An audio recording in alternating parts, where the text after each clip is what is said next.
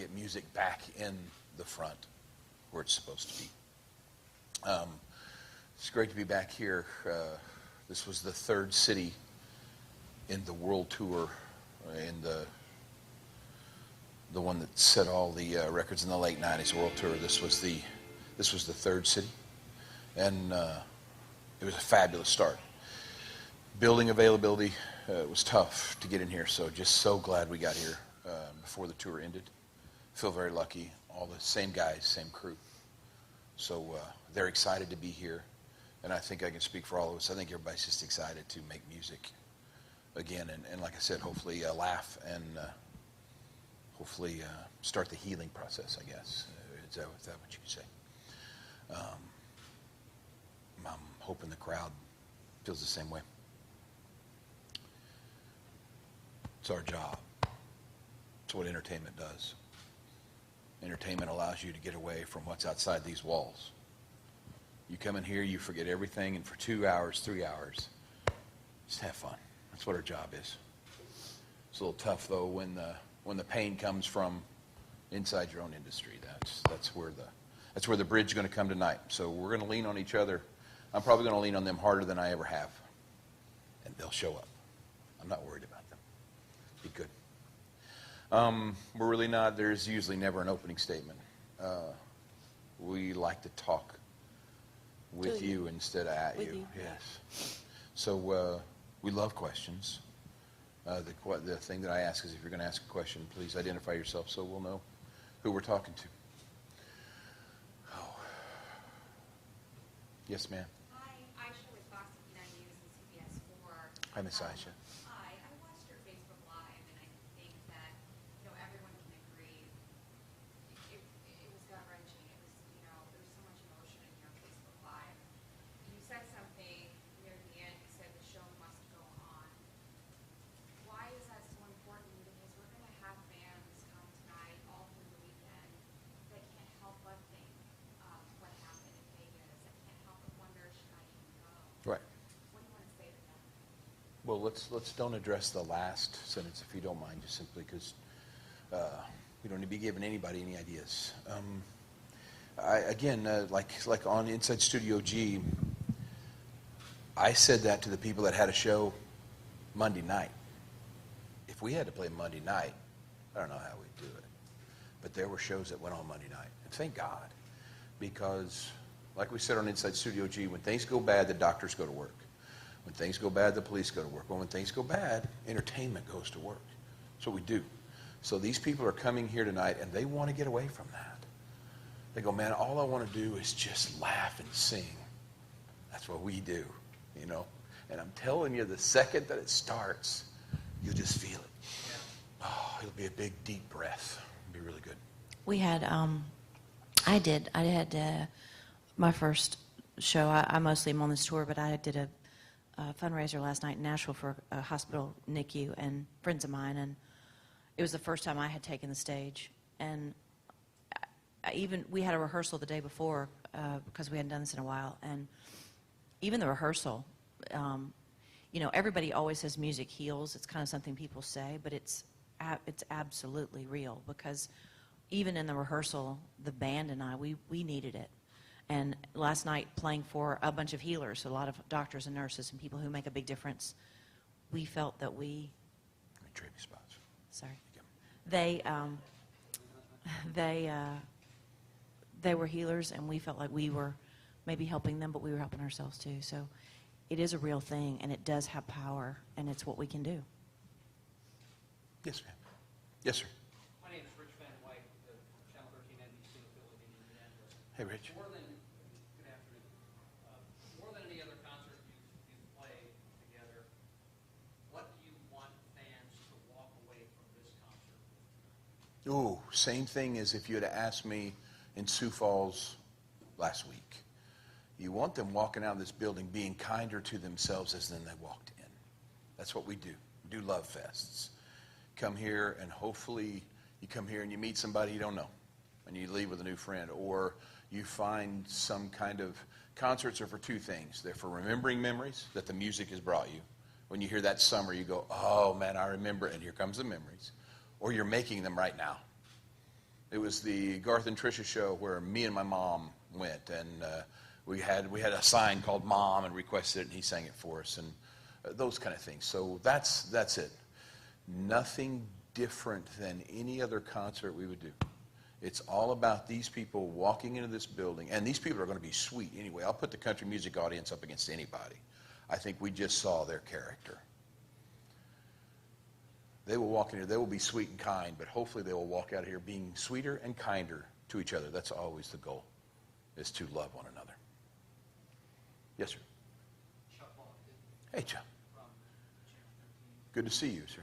Good to see you too. At that event, and you were talking about the country music crowd, there were doctors, there were nurses, there were first responders, there were police officers, there were military who were there, kind of a unique audience. And have you thought about that, that those special kind of people were there at the country event and they saved so many lives? Yeah. And a lot of ordinary citizens who became heroes in that moment, you know, just a unity in our humanity, you know. I am proud to say I'm not sure there's going to be anybody that knows the country music audience better. I'll put them up against any people at all. They're so sweet. Central Park was a big night for me. Estimated crowd 850 to 1.2 million people. They closed down Fifth Avenue. Cops said, well, I don't remember the last time we closed down Fifth Avenue, just for people. So when it all goes out, when it ends, we have a gig. We've got to get up and go to the gig. So we're on the bus, but Fifth Avenue is full of people, thousands of people, and they're just walking. So the bus is moving at that same pace, all walking. Out my window is a mounted police. Slide the window open. He just riding his horse along with us. Said, you have a good time tonight? He goes, we're still kind of scratching our heads. I said, what's wrong? He said, so far we've had 2 reports. I said, all night long? He said, all night long we've had 2 reports. That's the country music audience right there. They're the sweetest, most loyal, and again, we just saw their character.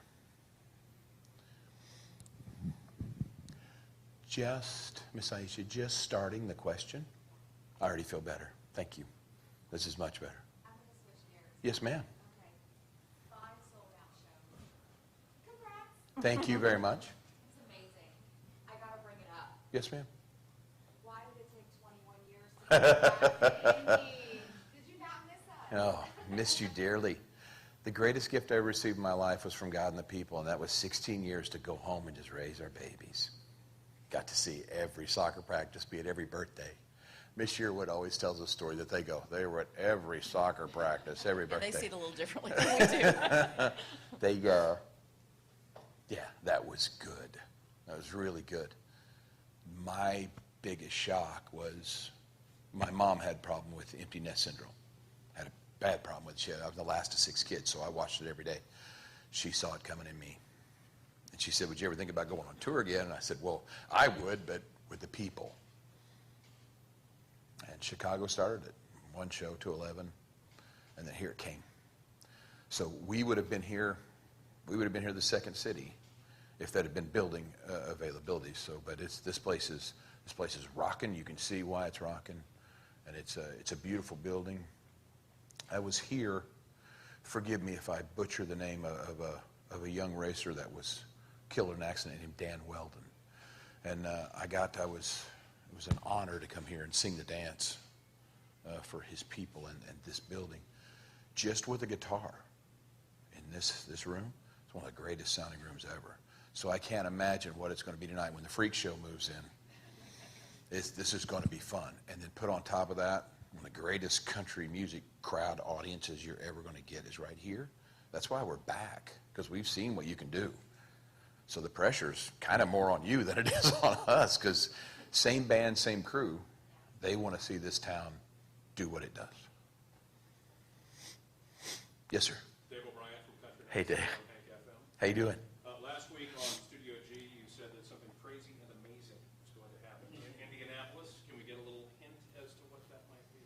No, I can't even think of 6 reasons to what that might be, but It could be a million of anything, you know. I don't know. So, 6 million reasons, you know. well, it could be. be, I Yes, don't it know. could be. It could be happening this weekend. In balancing a celebration that this band and crew has worked for really hard, put in a lot of miles, been away from their family a long time, balancing that with trying to be tasteful, classy, and respectful to what's going on right now in our industry will be the line we'll walk. And I just pray to God when we get out of here Sunday that you look back and hopefully walked it in a way that all of you thought was a class way. Kind of weird. It's a bittersweet thing. You're here to have fun, and you're here to celebrate a milestone. I mean, there's going to be a new American record set tonight. And just want to, for the sake of the band and crew, want to enjoy it so much. At the same time, representing your family name, representing her as a husband, your mom and dad as a child, and as a son of God, you want to do it in a hopefully classy's never been my way, but hopefully in a classy way. We'll figure it out. But yes, very excited. Band and crew's very excited. We're going to have a band and crew meeting right after this, and it's going to be a lot of mixed emotions. But this is a dream. Well, this was a dream I never dreamed of. I never ever thought the record that was set in the '90s would ever fall. So really, really happy and very proud. Yes, sir. Dave Lindquist, Indianapolis Star. If I could bounce back to Las Vegas Yes, sir. for a second. You mentioned the impact of it being inside your industry. And I was just interested in your thoughts in that context when you heard that this is what happened right now. Yeah, I mean, you just in anything, I got a lot of. We run a foundation called Teammates for Kids, and I got a lot of buddies that are athletes. One of them really close, a baseball player. And we were talking about it. He said, yeah, it would be like if something happened at a baseball stadium for me. And he's talking about himself. So I just think it's that. I just think this one got a little close, simply because your same guys, Bandit Lights, the sound companies all through Nashville, they're all out there. And your phone starts lighting up. A lot of friends. You don't know at first. A lot of your friends are out there. We know a lot of people out there. So. And then, of course, since it is, you always wonder, what would you do in that situation? And we test ourselves inside. So, again, just focusing on the good things out there. I think we saw on Inside Studio G, I talked about a little church sign that I just loved. Changed my life. It said, character is not created in crisis, it is revealed. Well, those were iPhones. Those were things thrown out there, and every frame you saw heroes. I loved it. Have you spoken with Jason since? No, I can't imagine. I'm sure everybody's sweet kid. Sweet kid.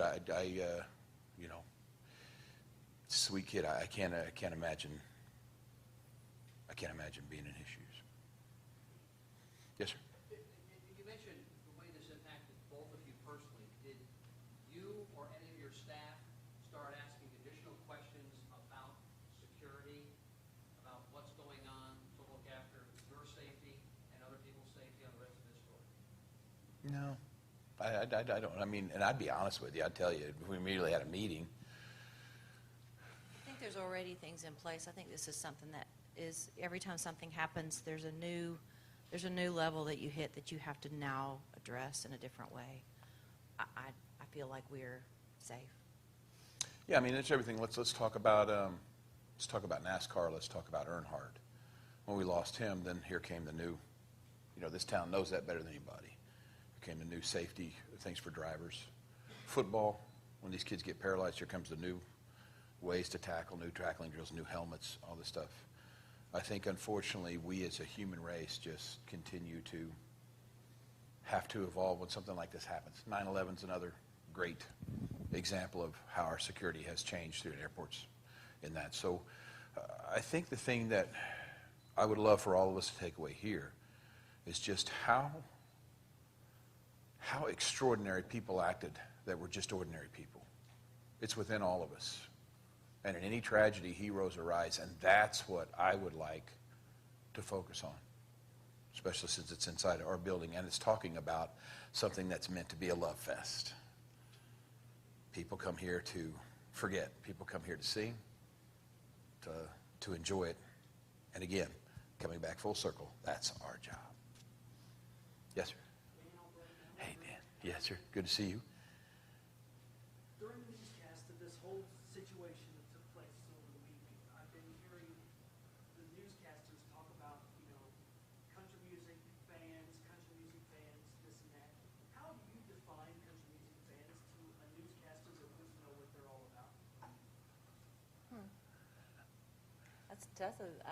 I don't even know where to start. You probably do. Yeah, hell, they're who you want them to be. Country music fans are who you want people to be. Somebody's walking up to you, you don't know you walking up. You expect this person to be a good person. That's what the country music fan is for me. And anybody that says, well, I don't know if I've ever met a country music fan. I says, is there anybody in your life you just love to death, just honest as can be, and just trying to get by and do the best they can? I go, yeah, that's a country music fan for me.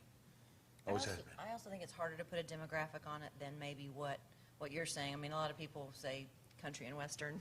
I think there's a lot. If you look out into our crowd tonight, you'll see everything.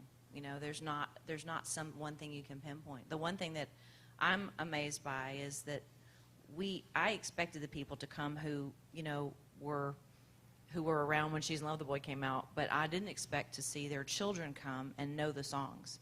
And that's been something that's been really cool for us to see. You can't really, everybody else kind of puts it into a category, but you can't really if you actually go to a show and see who's there. But it's an experience, and it's a lot of love. I mean, it really is a love fest. Yeah, and I mean, if you look to explain what the demographic is, yes. You try and find the demographic tonight, you won't be able to. This is why we got the NBC deal. Rick Lugwood from NBC comes in and he goes back and goes, this guy has no demographic. Said, I saw everything there. That's why HBO came to us. They have no demographic. You'll see all ages. You'll see all walks of life here, all colors, all beliefs. It's pretty cool. You'll see a lot of We Shall Be Free signs right along with a lot of AHBA signs right down the middle. Just love it. Yes, ma'am. We all have milestones in our lives, not insane as your Trisha's. 6 million tickets, I mean, how do you even wrap your mind around that? I feel like if anyone would deserve it, it would be you guys, because you guys really emotionally connect to that. I mean, it means something to you. What did you guys think when you heard that? And how do you explain that?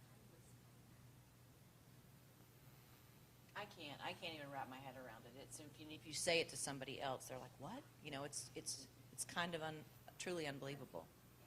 And let's take this to a new level that you can't even understand because you're 50 years away from being my age. Doing it this late in your career is crazy. To think you just want to put it in perspective. The big tour in the 90s that set all the records. 5 million tickets in 100 cities. 6 million in 75 cities. At this pace, at 80, this number roughly around 80,000 a city. At this pace, if we did the 100 cities, we'd be at between 7 and 8 million tickets in one tour. That's mind-boggling for me. Feel very lucky, feel very thankful, and grateful is probably the word. Because right next to me tonight is going to be a guy that started this whole journey with us. Right over here on the left is going to be a guy that started this whole journey. The guy running the sound is going to be the guy that started the whole journey. We're all family here. So I cannot tell you how proud I am for the band and the crew, because they're the guys that go without their families. We get to be together all the time. We get to go home after every gig if we want. These guys stay out on the road and grind it out. And they have kids. They're missing graduations, birthdays, and they're hammering it out. So for them, yeah, I can't give them enough words. For Entertainer of the Year, doesn't matter for me. It's always flattering. But to hold that thing up for that band and crew, you bet your butt. That's those guys and girls work. In this pace, can you imagine? And when we're in our 70s and we tour again, what this is going to be? I mean, Honey. Yeah, we're approaching 400 shows on this tour. So that's crazy. I think we're averaging something like 5 or 6 nights in each city. So it's been a wonderful run. Since you break it up, how long December. This particular The North incarnation of American the leg, tour. the North American legs, that we're in the final 4 or 5 cities. I think that's why the fever is at an all-time pitch. If you've been to any show on here, the ones you're seeing now are totally, I've never seen this level of excitement, electricity. It's awesome, which is what I'm hoping we're going to see tonight. Because if it does, then with all this emotion, it's going to go 10 times bigger. It's just how it kind of works. So yeah, but if we ever tour like this again, I don't, honey. I don't think so. I can't imagine. We're not done, but we're not going to do this again for a Oh, while. no. We do have a full January planned. You want to tell them what it is? It's sleep, and then the next day we Sleep. and then the next day we sleep, and then It'll be 3 years and 3 months, 400 shows of just grinding it out. And I can tell you this, never have I been happier in my life. Children are healthy, touring the world with the love of your life, playing music that hopefully has made the leap of time with your best buddies, and seeing people coming, and not only coming, seeing the next generation come, and everybody knows every syllable of every word of every verse and chorus. How does it get better than that? Yes? The touring format itself is pretty unprecedented. How did you devise the one city at a time, will set up and play as many shows as they want? Was there an influence, or where did that come from? I'm lucky enough to have my master's. And so people always ask, does your MBA help you with this? And my thing is, I don't think it does as much as my 4 years at the school of Steve Wynn. There's the guy. He's the guy that came up with the ticket price. He's the guy that came up with making each city its own destination. So no bus, you fly everybody. This way you can do Portland one night, one weekend, and the very next weekend you're in Boston. And it makes each city kind of become this little kind of real party kind of thing where it's all them. And that was it. And then I'm not a scalper fan. I'm just not. Never understood it, and I cannot believe that it's legal. But here we are. So my job is to make more seats available than there is demand. And I don't mind playing for a half house. I don't care. If you get caught between shows, 4.5 shows, if you'd have played 4, you'd be less. You know, I love the half shows where it's half empty, and for some reason these people in the seats look and they go, we got to make up for that. And they get loud and they're great, and it makes for some of the best nights ever. So it's fun. It makes each night its own. Yes, sir. Anthology's coming out. Yes. 5 years, we're going to finally get to know what happened on the first 5 years before you became this blown-up superstar for the world, practically. But we have Trisha here, too, and a lot of us want to know some of the anthology of the house days. When you guys are at home sometimes, I'm just curious, does Garth take out the trash? Does Garth do his own laundry? He does. He does his own laundry. He's not allowed to do mine because he throws his colors with his whites. But yeah, he does. He does it all. He's the whatever it takes guy. It's the whatever it takes tour, and it's because it comes from him. He's the whatever it takes guy. He cooks. He does the dishes. He makes my coffee every morning. He doesn't drink coffee. He's Superman. He really is. I mean, I'm not that wife who's going to go, he just never, I mean, I can't even start that sentence with him. And I hate to say this with you in the room because. That's exactly how we rehearsed it right there. That was perfect. Yeah, the anthology will be coming out. What I love about the anthology is we decided to do it while we were alive. Everybody does an anthology, and they've been dead for 50 years. It's like, how do they enjoy it? So the anthology begins. It's huge. It's the first. It's part one of 5 parts. It'll take 3 to 5 years to complete. First part comes out this November. Here in another, I guess you can pre-order it now even. Yeah, so it's just, and what I love about it is as odd as you might think this is, those guys out there, all the original guys that started this, same way in the studio. Same producer, same engineer, same studio, same 7 players that played every record on every song on that first 5 records, and they're all interviewed, all of them. So I wrote my part of it, and a guy named Warren Zanes did the interviews of all the other guys. And what I was stunned about, I was stunned to see that they kind of lined up. Because you'd think after years and my ego and storytelling it would get, but they lined up pretty dang good. It's pretty cool. Yes, sir. Garth, I'm interested. Did you go back quickly for both of you to this idea, the concept of one town, keep everybody there flying in rather than the bus thing? 3 years and 3 months, I'm thinking stamina. And how do you keep that level of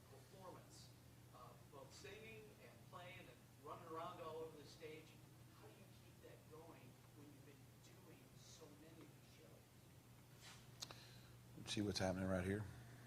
That's how you do it. Because everyone that wants to has seen this tour somewhere on YouTube or whatever. You got to be better than last night's show. You just have to. If you're not better than last night's show, you're slacking. Do these people deserve slack? Did they come here for slack? And freaking concert tickets are expensive. Sorry, they are. And you never come by yourself. Double that. For birthday, we went to Bruno Mars. That was expensive. And it was so cool. But he understood what people Yes, he go bought through. tickets and we sat in the audience. It was awesome. It was cool. For the first time ever in my life, man, I got to put my light on my phone. He was crying. I was crying. She goes, what's wrong with you? I got, when I see you smile. I was like, oh, this is awesome. And I finally got to feel what that's like on this side, and if the river tonight will be where it all hits. If they're feeling on the other side of that phone what I was feeling, that makes you feel good as an entertainer. So I think that's it. Your drive to not do the same thing every day. Make it better. I also think this particular audience, and it has been consistent for 3+ years now, there is an energy that it doesn't matter what's going on with you, whether you got a cold, whether you hadn't had any sleep the night before, whether you've done 2 shows, whatever it is, the minute you walk out on that stage, there is an energy that makes you not just a performer in front of people, but you become a part of this thing. And it has happened every single night that I've ever walked on that stage. So I expect to draw energy there, and that elevates you. And to share a stage with this man, you better bring it, because you'll get run over. So you gotta bring it. I'm pretty low key, but I have to step it up out there with him. Yes, ma'am. Deborah Honeycutt with WSMS Radio. Hi, Miss Deborah. How are you doing? Hi, good to see You've you. been very quiet. Well, I'm just waiting for a good time. We had a listener tweet us this morning named Lindsay, and she held up her ticket that she attended here at your Indy show 21 years ago. Mhm. She was 10 years old. It was her first concert. Who was your first concert? Who would you remember like she remembers you? Well, my brother was sweet enough to take me, I'm the last of 6 kids, so my brother was kind of stuck with me. Mom and Dad made sure that, so he could have taken girls, which we wanted to take to concerts. But he took me to Styx, and then Kansas were the first 2. Then the first one I went to we couldn't afford anything, so my girlfriend bought tickets to Queen, Freddie Mercury, Brian May. I mean, there they were, Oklahoma City, 13th row. It's kind of when you decided this might be what I'd really like to do, but I'm not that talented. How do you sing like that? And then at the fairgrounds in Oklahoma City, saw George Strait. Done. That's who I wanted to be. It's who I still want to be. Love him. So how we got to this show, I saw Chris Ledoux. I saw Dwight Yoakam. I saw guys having as much fun on stage as the audience was. And I thought, oh, I get this. So now here comes all those influences of Queen, Kiss, Boston, all these guys from that rock era, tied in with the singer-songwriters that we were all raised on, James Taylor, Elton John, Dan Fogelberg, Billy Joel. And then drive it home with my father's country music, which was Haggard Jones, Buck Owens, with the music I got to discover myself, which is George Strait, Keith Whitley, Ricky Skaggs, Randy Travis. There's arguably the greatest generation in country music is the Haggard Jones generation. But if you think about Strait and Travis, damn, that's a generation too. Keith Whitley might be one of the greatest country singers ever. So lucky to get to be in that in the formation of what we do. Yes, sir. Is there somebody that catches your eye in today's country? Somebody young? Oh, yeah. I'm trying to think who's the group that we all just love right now. Is it Midland? It's like, holy cow, that sounds like Straight stuff. And in a format where you guys know where the format is today, between bro country and your alternative, all that stuff, this stuff is fresh, man. It's like, no offense, it's just, there you go, there's country, and it's that's good. So you guys, I like the female artist, not because she's standing here. I'm going to, again, encourage all of radio that We need the female voice. You put a bunch of guys in an RV for a weekend, they're going to tear it up. They just are. You put a bunch of guys and girls in there, there's going to be some kind of semblance of some kind of organization and some kind of sense. And that's what country music always been. It's always spoke to us. So I'm missing the female voice right now on country radio, to tell you the truth. But really like where it's going. I agree. I mean, I love harmonies. When you were asking about first concert, I was thinking about Linda Ronstadt. That was the concert for me. I've been to a lot of shows, but I was 15 and my best friend Melinda took me to Atlanta to the Fox to see Linda, and that changed everything for me. I loved her. She always had guy harmonies on her records, and so I love harmonies. I love Little Big Town. I love Lady Antebellum. I love hearing those voices together, the different voices, men and women singing together. Yes, ma'am. WRTV here. Andra? Audra. Audra, you have been very quiet as well. Just listening. Going back to the anthology for a moment, why? Why did you decide to write a book, and what can fans expect from the stories? What I love about the first 5 years is there's also a lot of stuff that will never see the light of day. As an artist, you create. There's some cool stuff in here that no one has ever seen, but it's also to share the stories.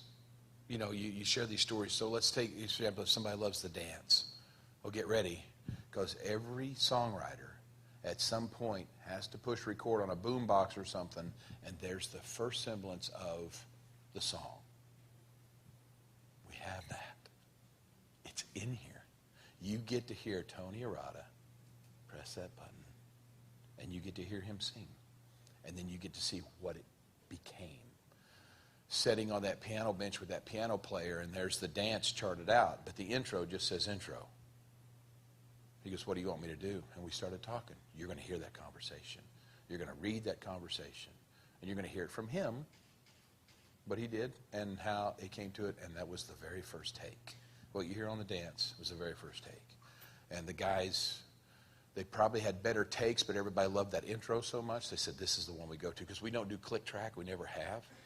So once you do a performance, you can't take a piece from another performance and put it in. Today you can do that all day long, but these guys do performance, so no click track. So what you got's what you got. If you don't like it, you have to cut the whole thing from the top again. And that magic moment happened. So just stories like that, really cool. Someone sent in a picture. I'm looking at the picture going, well, I'm in this picture, but who are these other people? I'm looking, and it started to hit me, because no one ever took a picture of it. I didn't know till the anthology. One of the musicians brought it in. It's the 40 people that are singing on Friends in Low Places. We're all on the steps out there. I don't even remember taking the picture. But you can't confuse those convicts with anybody else. There's all their faces there. And so for the first time, like me, you're going to get to see those voices that hopefully you've heard the last 20 years singing Friends in Low Places. Yes? Yes, ma'am. Everybody good?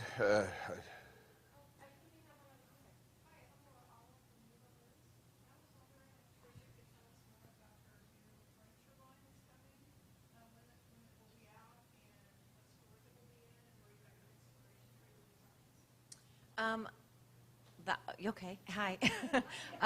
Yeah, it's actually the new line is in stores now, and it's a local thing. So we're not really in like big, like it's not like we're at blah blah blah. You go and type in the zip code of, and they'll tell you what local, probably a couple of your local stores are carrying it here. I met with a group out of North Carolina and was not intending to do a furniture line. I met with them out of professional courtesy, and I fell in love with them as people. And what I like about them is that they just kind of sat in my house and said, show us, what do you like? What do you want furniture to be? And I'm like, I want it to be comfortable, I want it to be pretty, but I don't want it to be fancy. And so it's been something I never intended to do, but I really enjoyed it because they've been a good partner and it's fun. And at this point in my life, I pick things to do that I think I'll enjoy. And I really enjoy the relationship with Klausner. They're the company out of North Carolina. And so it's fun, but it's sort of like you get a chance to create furniture for all the houses you don't have. Like, if I had a beach house, I'd do this. If I had a fancier house, I'd do this.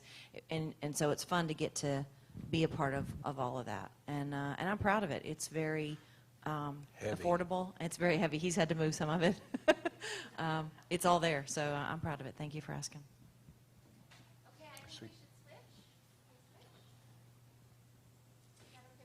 What do you mean?